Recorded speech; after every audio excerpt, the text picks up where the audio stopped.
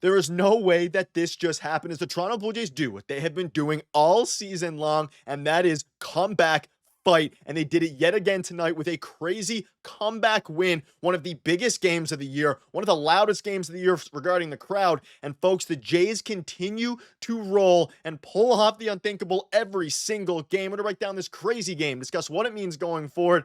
And ladies and gentlemen, buckle up. This is going to be an exciting next few weeks for this team. A lot to go over today. Obviously, it was an Apple TV game, but before we get into it all, if you're part of the percentage who aren't subscribed to the channel, this is the place to be for daily Jays content. Your guys' support has been absolutely unbelievable. You've been absolute beast, so make sure to hit that subscribe button if you're enjoying the content. Folks, an Apple TV game. I have Apple TV. I watched the whole game. I'm going to break it all down for you. This was an absolutely crazy one, and this is a massive win on a night where the Red Sox also won, kind of got gifted a win. You're thinking, okay, the Jays, obviously, ideally, you win this game, but you're going up against one of the best pitchers of our generation in Jacob deGrom, and this was truly, truly incredible. And let's go through the box score a little bit. I'll break down what happened, and of course, the huge hit by Alejandro Kirk that not only propelled them to the win, but really sent the entire country, all the Jays nation in Canada, just over the moon on this Friday evening. But Nathan Lucas leading off. You're going up against Jacob deGrom, so you obviously want to put as many lefties as you can in. Nathan Lucas started off, went 0 for 3, but let me tell you, don't let that deceive you. He made 3 fantastic catches. One of them a diving one or jumping one at the wall. He gunned someone out at second, and he also, of course, kind of huge catch as well there later on in the game. You also have Bichette going 1 for 4. Vladimir Guerrero Jr. going 1 for 3. Addison Barger himself going 2 for 4. And honestly, a bit of a sneaky 2 for 4 game. He had a couple of rough strikeouts in fairly clutch moments, specifically there in the inning where, the 8th inning, bottom of the 8th. But we'll dive into that a little bit later. Alejandro Kirk, the man of the hour, folks. 4 RBIs, by the way. The Jays scored 6 runs. He had 4 of them. Incredible. And then, of course, Andres Gimenez kind of getting, sneaky, doing pretty good here. Base knocks almost every time he plays. But I want to talk about what happened in this game. Now, coming into this game, you're obviously thinking, okay, it's Bassett. He's been struggling lately. He continues to struggle a little bit. He gave up 3 runs, but he gave up, a 3-run home run early in the game. And he came back to Kyle Higashioka, and he came back and he fought the rest of the way. He was an absolute beast out there.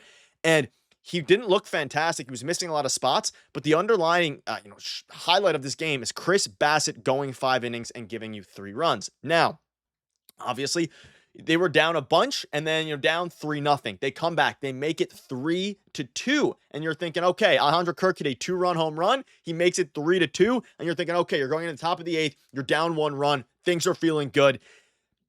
Mason Fluharty comes in the game, and he ultimately gets the first 2 batters out, then walks the next batter, which he should have struck him out. The umpire missed the call. You walk the next batter. So then a righty's coming up to the dish. John Schneider puts in Louis Verlin. First pitch slider gets sent to Mars, and boom, 5-2, completely deflated the entire Rogers Center. All these different things. You're down 5-2 in a game where the Red Sox had just won. Well, obviously we know, probably not the players because they're fully in the game, depending on if the score keep watching. And you're thinking, wow. I was upset because Louis Verlin didn't use his fastball as the first pitch. He used his 3rd pitch, his worst pitch, the slider, or maybe his 4th or 5th pitch, whatever it is, his slider instead of his knuckle curve or fastball. Gives up a home run, luckily gets out of the inning. You're heading into the bottom of the 8th, up or down 5-2. And then guess what happens, folks? The boys grind. That's what happens. Andres Gimenez gets it started in the bottom of the 8th with a single. You have Davis Schneider. He obviously gets a big single. So now you have Davis Schneider.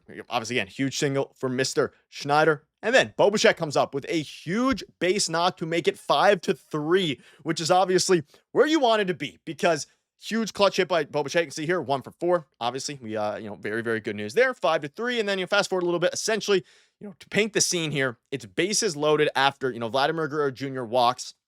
It is bases loaded, 5-3, no outs for Addison Barger. He comes up.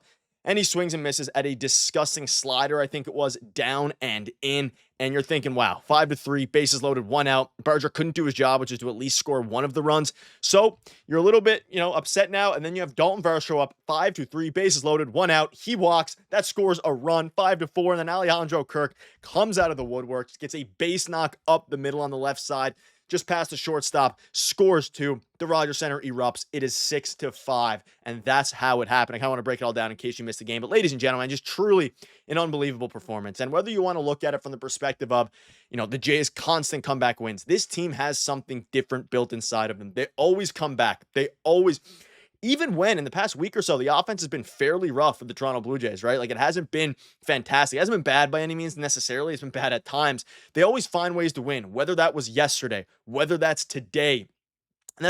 And the Rangers put their closer, Phil Maton, in the game, who had just blown a save, I believe it was yesterday or the day before, to Ketel Marte. He comes in and blows technically yet another save here, and it was just incredible. Shout out to Alejandro Kirk. The 2-run home run put some life in the Rogers Center because it was scoreless through 5 or 6, and the vibes were at an all-time low, but for the game at least, vibes were pretty low.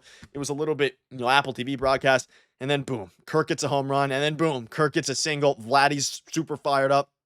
A very solid game for Vladdy as well. And you look at the box score for the pitching staff. Chris Bassett, like I mentioned, went 5 innings to give up 3 runs. Shout out to Braden Fisher for a scoreless inning. And let's give our flowers a little bit here to the bullpen guys in the middle. Braden Fisher, huge bounce back after giving up a couple runs and not looking great in his last one, or one before, whatever it was. Yariel Rodriguez, that's huge for him and his confidence. He has been really shaky over the past 30 or so days. He has been giving up a lot of runs, an ERA above 5 since I think the start of July or the start of August, it might be.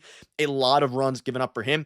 He comes in and keeps it close. And that's what John Schneider, got to give him his props, has done very well this season thus far, especially as of late, is managing specifically in the middle, especially over the past week, the middle of the games when you're down, but you need to keep it close enough. Flaherty did his job. He should have struck out all 3. The umpire messed it up, right? He messed it up, and Ramon Jesus, I think it is, whatever his name is, he messed it up.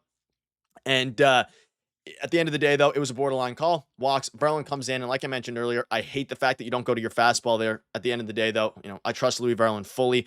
Yes, it was one bad pitch. It is what it is. For future, hopefully they call fastballs because he throws 100 miles an hour.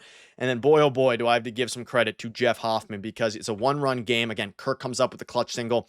And you're thinking, okay, Jeff's been really good as of late. As of the last couple games, he's been locked in ever since that big break against the Dodgers where he gave up 5 walks. He's been locked in.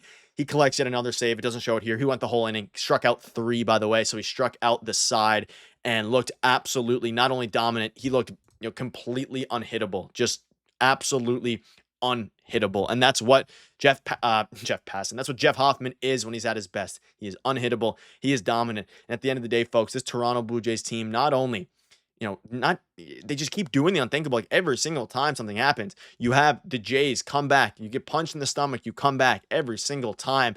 Alejandro Kirk, shout out to him as well. He achieved his first career stolen base on a swing, and I don't know if it was a hit and run. It probably wasn't, but Miles Straw swung a missed, and then the Alejandro Kirk. They basically gave the base to Kirk because they were focusing on Miles Straw. But he got his first career stolen base, and everyone in the crowd was excited for that. And to the people at the game, it is very loud in the crowd right now. You had Mitch Bannon saying it was extremely loud in the crowd. So clearly the sentiment is it was extremely loud in the crowd, and you could hear it on the Apple TV broadcast. They do a good job with the audio. Not a huge fan of the announcers, but it is what it is. And at the end of the day, folks, you have Max Scherzer dominating yesterday. You have the team coming back today. And a game where you're going up against one of the best pitchers of our generation in Jacob deGrom. You come out, you don't dominate at all. You come back, and then you suffer yet another, or you make the Rangers suffer yet another heartbreaking loss. But for the Jays, you get it done in big fashion.